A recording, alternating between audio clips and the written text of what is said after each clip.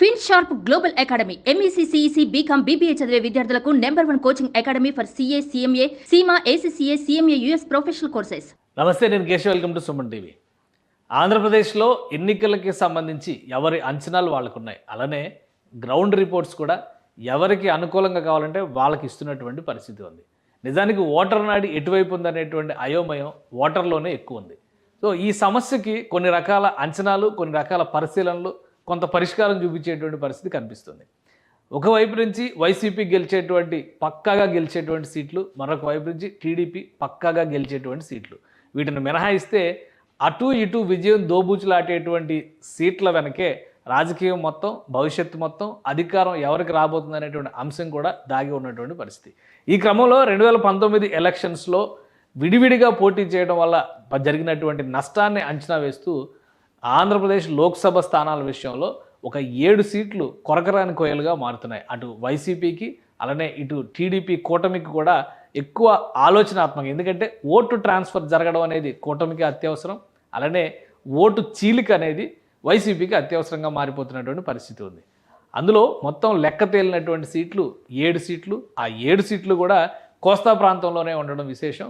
పైగా Janasena, TDP, BJP కలయిక వలన ఓటు ట్రాన్స్ఫర్ ఎంతవరకు జరగబోతుంది అనేటువంటి అంచనాలకి ఈ సీట్లే ప్రధాన ప్రాతిపదిక కాబోతున్నాయి. అసలు ఆ సీట్లు ఏంటి, 2019లో ఏం జరిగింది, ఇక్కడ ప్రధాన పార్టీల బలాబలాలు ఏ విధంగా ఉన్నాయి, ఒకసారి విశ్లేషించేటువంటి ప్రయత్నం చేద్దాం.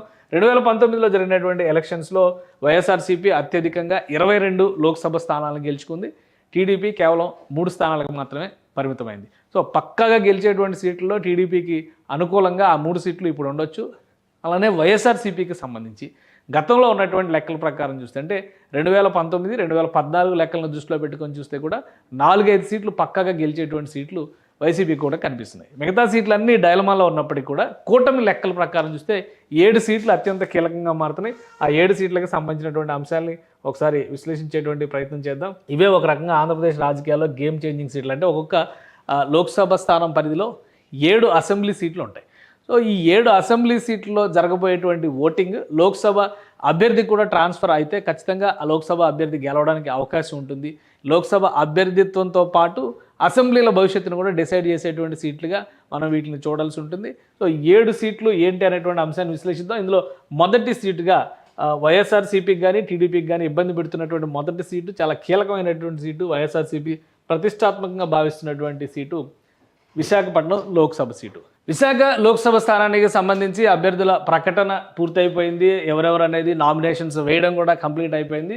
ఆసక్తికరంగా ఏంటంటే గత అభ్యర్థులు ఎవరున్నారో వాళ్ళే ఉంటారు అనుకున్నారు. కానీ వైఎస్ఆర్సీపీ ఈ 7 నియోజకవర్గాల్లోనూ తన అభ్యర్థుల్ని, సిట్టింగ్ ఎంపీల్ని మార్చేసింది. సో 7 నియోజకవర్గాలకి అది వర్తిస్తుంది కాబట్టి విశాఖ నియోజకవర్గం పరిస్థితిలో మనం చూస్తే కనుక డాక్టర్ బొత్స ఝాన్సీ వైఎస్ఆర్సీపీ అభ్యర్థిగా ఉన్నారు.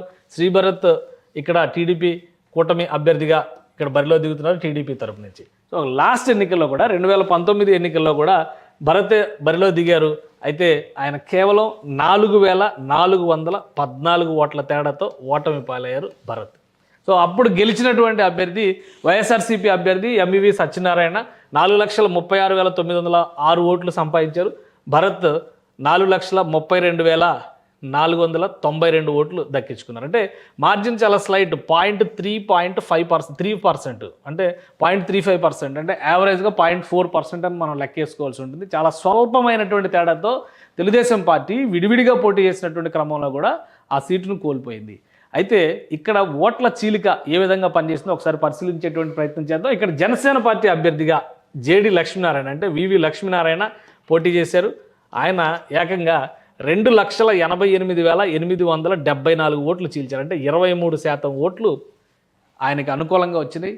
ఓవరాల్ ఓటింగ్ చూస్తే కనుక 12,39,000 పైచిలకు ఉన్నటువంటి ఓట్లలో దగ్గర 2,90,000 ఓట్లు జనసేన పార్టీ చీల్చగలిగింది. ఇక్కడ జనసేన పార్టీ బలం ప్లస్ అభ్యర్థి బలం, ఈ రెండింటిని కూడా మనం దృష్టిలో పెట్టుకొని చూస్తే కనీసం ఇందులో 60-70% ఓటు తెలుగుదేశం పార్టీ వైపు ట్రాన్స్ఫర్ అయితేనే మళ్ళీ ఇక్కడ విజయం సాధించుకునేటువంటి అవకాశం, అంటే కూటమి వైపు మరలితేనే అక్కడ అడ్వాంటేజ్ ఉంటుంది. అదే క్రమంలో దగ్గుబాటి పురంధేశ్వరి బీజేపీ అభ్యర్థిగా అక్కడ పోటీ చేశారు. వాస్తవానికి 2014లో ఇది బీజేపీ సిట్టింగ్ స్థానం.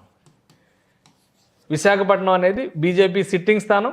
అయితే ఖమ్మంపాటి హరిబాబు పోటీ నుంచి విరమించుకున్నారు కాబట్టి అక్కడి నుంచి చూస్తే పురంధేశ్వరి బరిలో దిగారు, 33,000 ఓట్లు దక్కించుకున్నారు. 0.73%, దాదాపు 3% ఓట్లు పురంధేశ్వరి దక్కించుకున్నటువంటి పరిస్థితి ఉంది. అప్పుడు బీజేపీ, ఇప్పుడు రాష్ట్ర బీజేపీ అధ్యక్షురాలుగా ఉన్నారు. కాంగ్రెస్ పార్టీ 14,600 ఓట్లు, అలానే నన్ ఆఫ్ ది అబౌవ్ నోటాకి ఓటేసిన వాళ్ళు కూడా 16,000 మంది పైచులకు విశాఖ లోక్సభ స్థానం పరిధిలో ఉన్నారు. అంటే ఇప్పుడు కూటమికి ప్రధాన సంకటంగా మారినటువంటి అంశం ఈ ఓటు ట్రాన్స్ఫర్ అనేటువంటి అంశం. దీనిపైనే కూటమి ఎక్కువగా దృష్టి పెడుతుంది. అలానే సిట్టింగ్ ఎంపీ పైన ఉన్నటువంటి వ్యతిరేకతను కొంత చల్లబరిచేటువంటి క్రమంలోనే ఎంఈవి సత్యనారాయణకి వైసీపీ టికెట్ నిరాకరించింది. బొత్స ఝాన్సీ, బొత్స ఫ్యామిలీకి పట్టున్నటువంటి ప్రాంతం ఉత్తరాంధ్ర ప్రాంతం కాబట్టి. కానీ వాస్తవానికి విజయనగరం పరిధిలో అయితే వాళ్ళ కరిష్మా పనిచేస్తుందని మనం అనుకోవాల్సి ఉంటుంది. కానీ విశాఖ అర్బన్ ఓటరు ఏ విధంగా బొత్స ఝాన్సీని ఆదరిస్తారనేది ఇప్పుడు ఆసక్తికరంగా మారినటువంటి అంశం. సో ఇది ఒక కీలకమైనటువంటి గేమ్ చేంజింగ్ సీటు, ఒక రకంగా కూటమికి కలిసి వచ్చేటువంటి సీటు అనేటువంటి అంచనాలు కనిపిస్తుంది.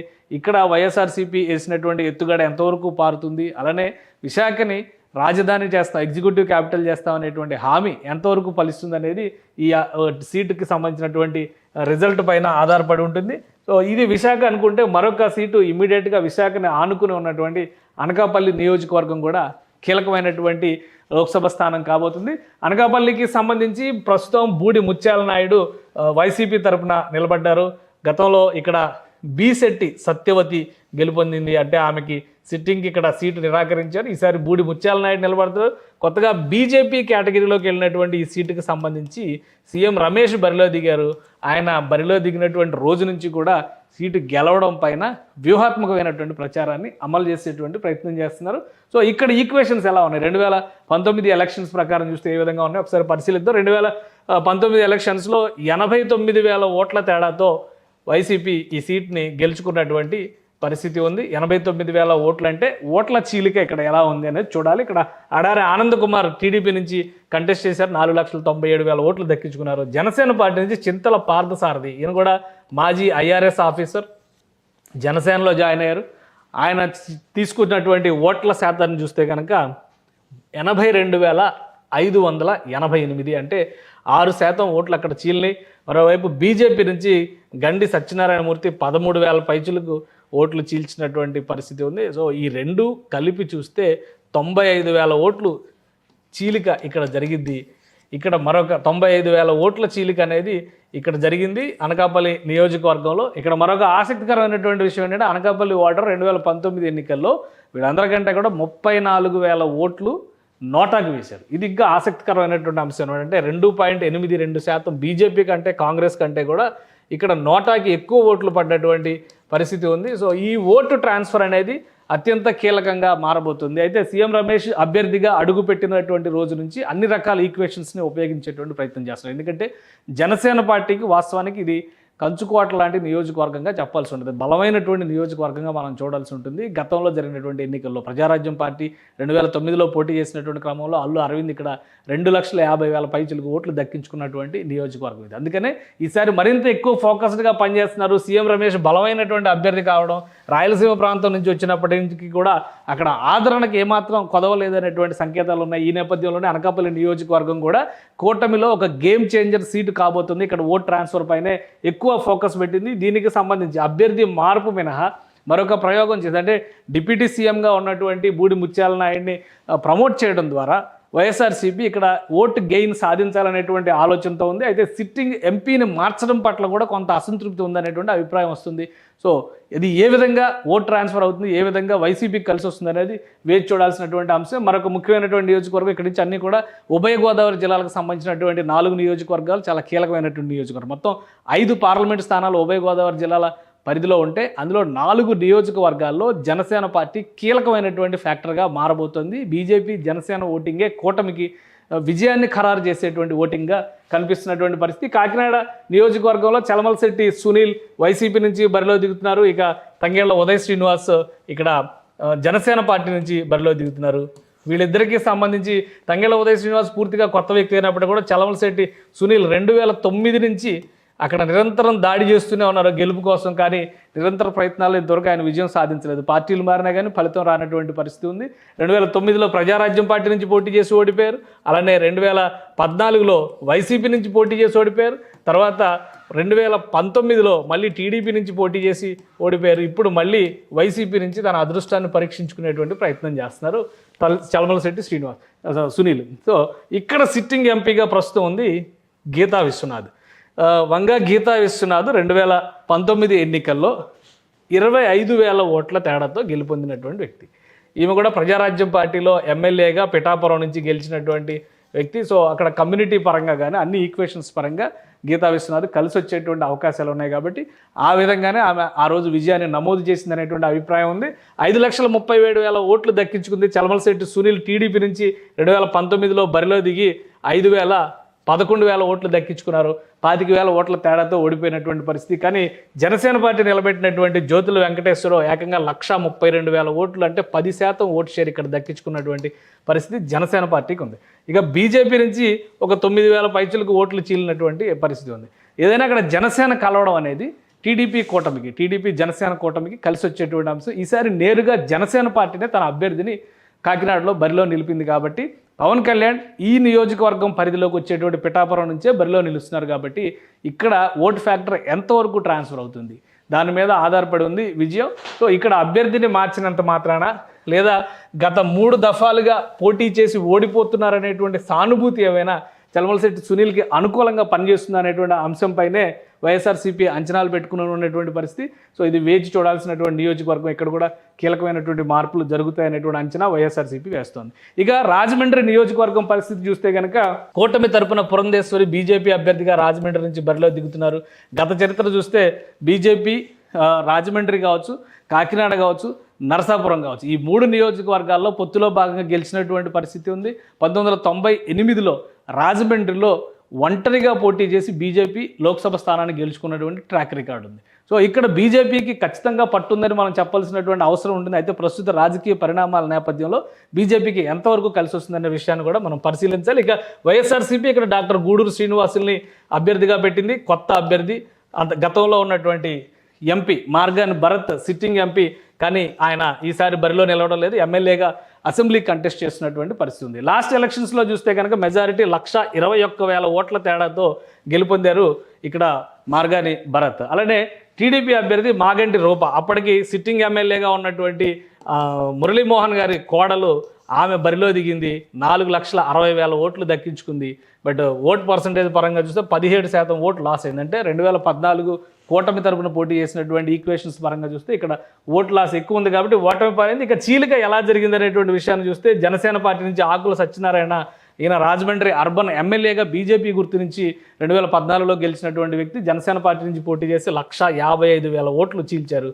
సో ఇక్కడే ఈ వేరియేషన్ కనిపించేస్తుంది. ఇక బీజేపీ నుంచి పోటీ చేసినటువంటి పరవస్తు సత్య గోపీనాథ్ దాస్ 12,000 ఓట్లు గెలుచుకున్నారు. ఇక్కడ ఆసక్తికరమైనటువంటి విషయం ఏంటంటే బీజేపీ కంటే కాంగ్రెస్ ఎక్కువ ఓట్లు 2019లో సాధించుకోవడం అనేది, అంటే 1%, మోర్ దాన్ 1% కాంగ్రెస్ పార్టీ గెలిస్తే 0.99% బీజేపీ గెలిచినటువంటి పరిస్థితి. కానీ పురంధేశ్వరికి నియోజకవర్గంలో ఉన్నటువంటి బంధుత్వాల రీత్యా చూసినా కానీ, అలానే గత చరిత్ర పరంగా మాగంటి మురళీమోహన్ ఫ్యామిలీ నుంచి ఉన్నటువంటి ట్రాక్ రికార్డు పరంగా చూసినా కానీ ఇది కొంత బీజేపీకి అనుకూలించే అవకాశం, అంటే కూటమికి అనుకూలించే అవకాశం ఉన్నటువంటి సీటుగా చూడాల్సి ఉంటుంది. కానీ ఓటు ట్రాన్స్ఫర్ ఈ 2 పార్టీల మధ్య, ఈ 3 పార్టీల మధ్య ఎంతవరకు జరుగుతుంది అనేది ఇక్కడ ఆసక్తికరమైనటువంటి అంశం. సో ఈ సీటు కూడా చాలా కీలకమైనటువంటి సీటుగా కూటమి తరపున మారబోతుంది. వైసీపీ అభ్యర్థి మార్పు అనేటువంటి ప్రయోగం ఇక్కడ కూడా ఎంతవరకు సత్ఫలితాలు ఇస్తుందో చూడాల్సి ఉంటుంది. ఇక మరొక నియోజకవర్గం అమలాపురం లోక్సభ స్థానానికి సంబంధించినటువంటి అంశం ఇది. అమలాపురం లోక్సభ స్థానం రిజర్వ్డ్ నియోజకవర్గం, ఇది ఎస్సీ రిజర్వ్డ్ నియోజకవర్గం.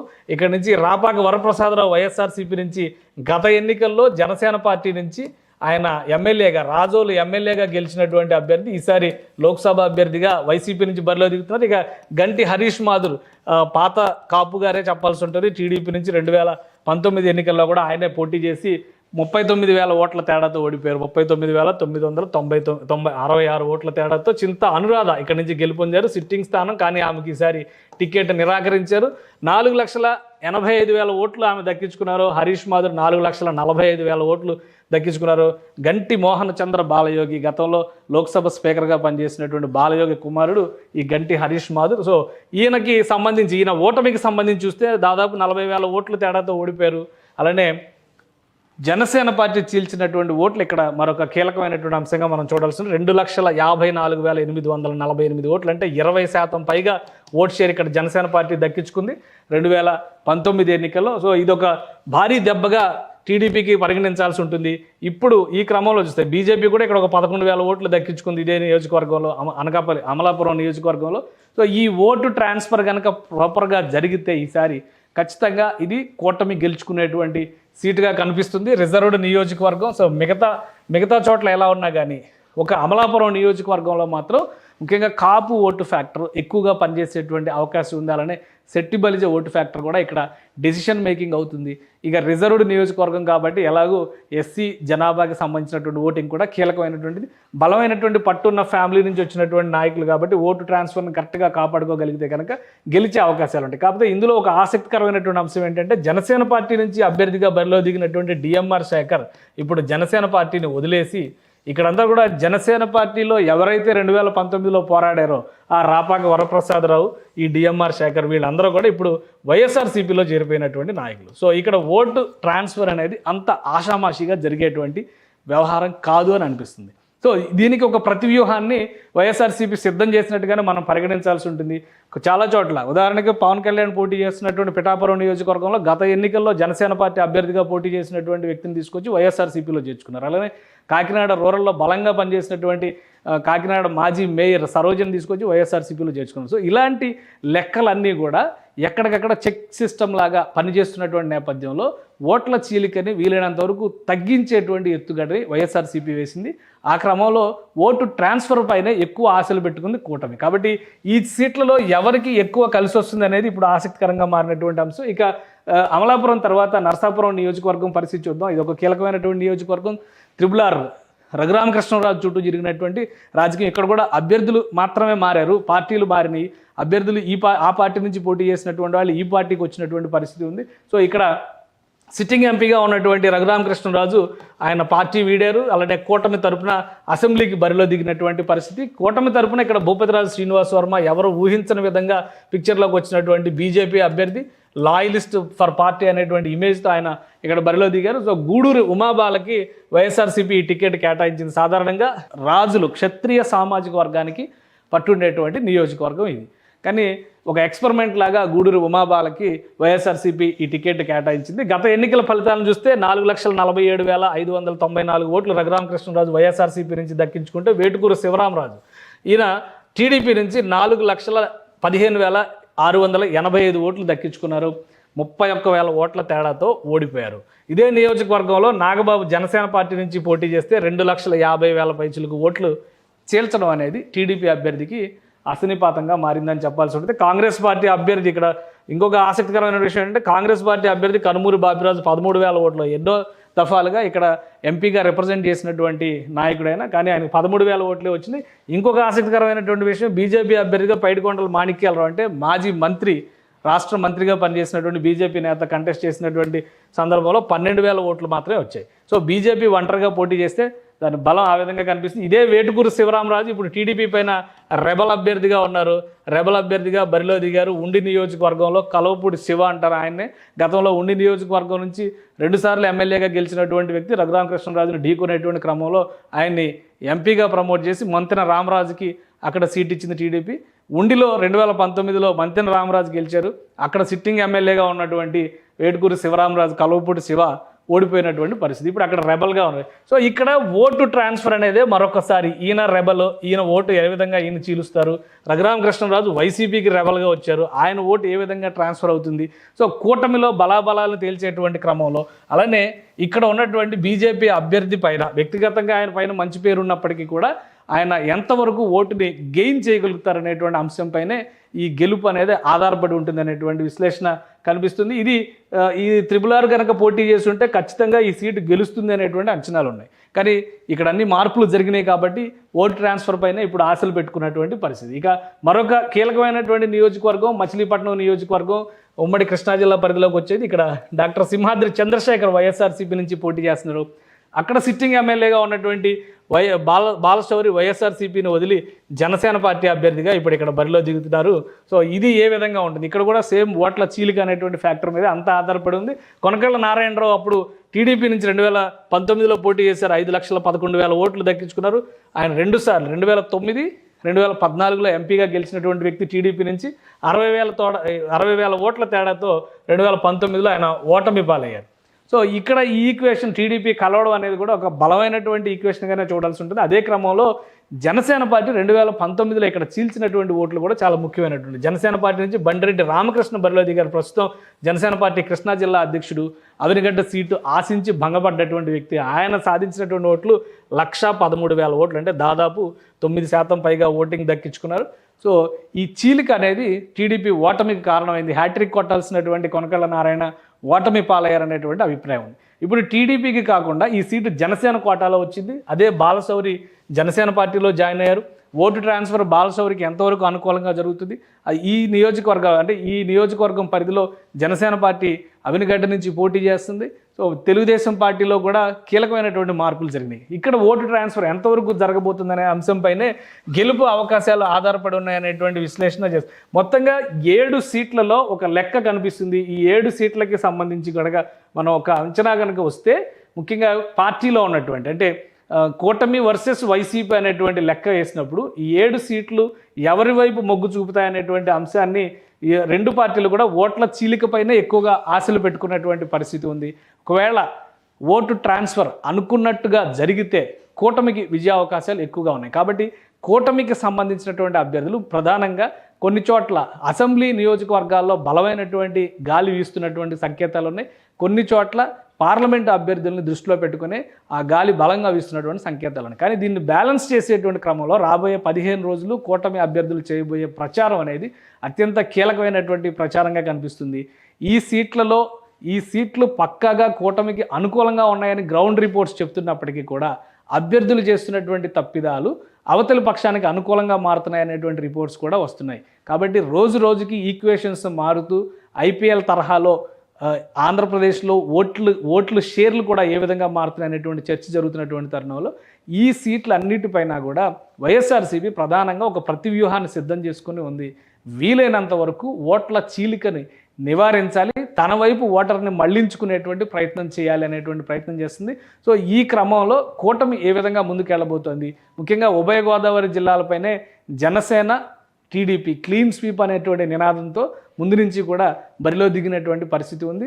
దానికి అనుకూలమైనటువంటి గ్రౌండ్ ఏర్పడుతుందా లేదా అనేది ఈ 10 రోజులు జరగబోయేటువంటి ప్రచారం పైన ఆధారపడి ఉందని చెప్పడంలో ఎలాంటి అతిశయోక్తి లేదు.